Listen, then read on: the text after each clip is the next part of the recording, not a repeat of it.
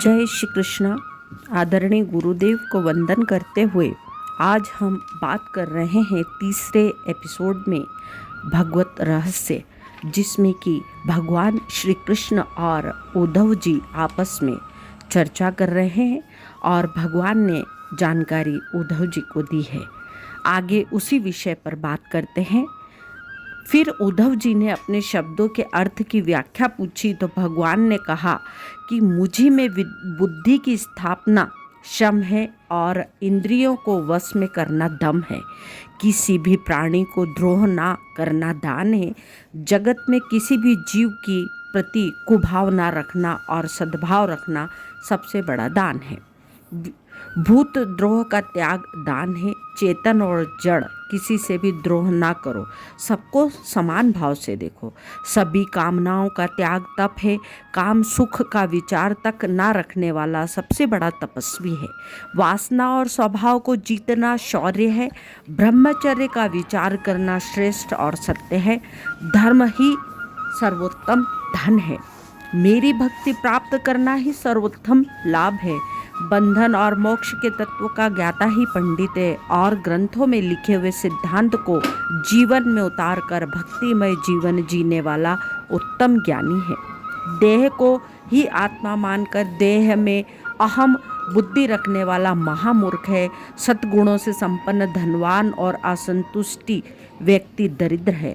माया के अधीन होकर संसार विषयों में फंसकर इंद्रियों का दास बनने वाला जीव है और इंद्रियों को अपने अधीन करके सांसारिक विषयों में अनासक्त रहता है, वह ईश्वर है।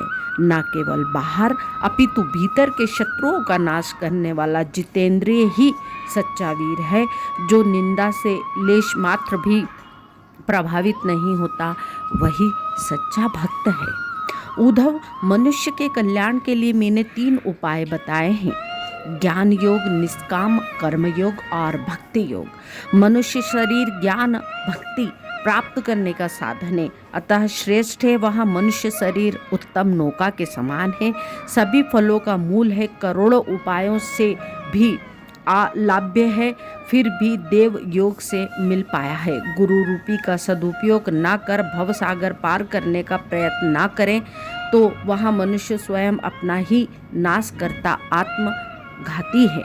उद्धव, यदि सत्संग ना किया जा सके तो कोई बात नहीं, अपितु कामी विषयों का संग तो कभी ना करना। सत्संग की प्राप्ति ईश्वर की कृपा पर आधारित है। कामी का संग त्याग मनुष्य अपने बस की बात है।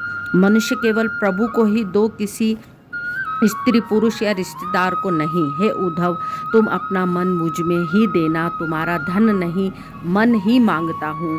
हे उद्धव, इस अखिल विश्व में व्याप्त हूँ और मेरी भावना करना। भक्ति के द्वारा सभी के आत्म रूप से मेरे दर्शन करके मनुष्य के हृदय में अहंकार की गांठ टूट जाती है, सभी संयम नष्ट हो जाते हैं और सभी कर्म भी नष्ट हो जाते हैं।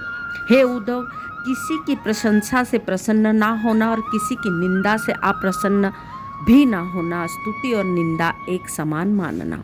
उद्धव जी कहने लगे, निराधार निंदा को कैसे सहा जाए? भगवान जो निंदा ना सह सके वह कच्चा है। निंदक तो मित्र है, वह हमें दोष दर्शन कराता है। किसी कारण से वह साधु जन्य हमेशा निंदक को अपने साथ ही रखते हैं। निंदा के शब्द से तो आकाश विलीन हो जाते हैं।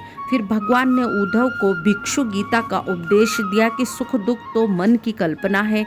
मन इंद्रिय सी स्थिति तथा जागृति भी हो जाए तो भी मुक्ति है। लोभ भिक्षु की निंदा करते हुए किंतु वह मन पर असर ही नहीं करने देता। भिक्षु कहते हैं कि धनार्जन में, धन के उपयोग में उसे बढ़ाना और रक्षा करने में उसका नाश होने पर परिश्रम, चिंता है, त्रास होते हैं। किसी भी मनुष्य वैसे ही धन के पीछे भागता फिरता है। धन हर प्रकार से हर स्थिति में मनुष्य को सताता है, फिर भी उसे विवेक नहीं आ पाता।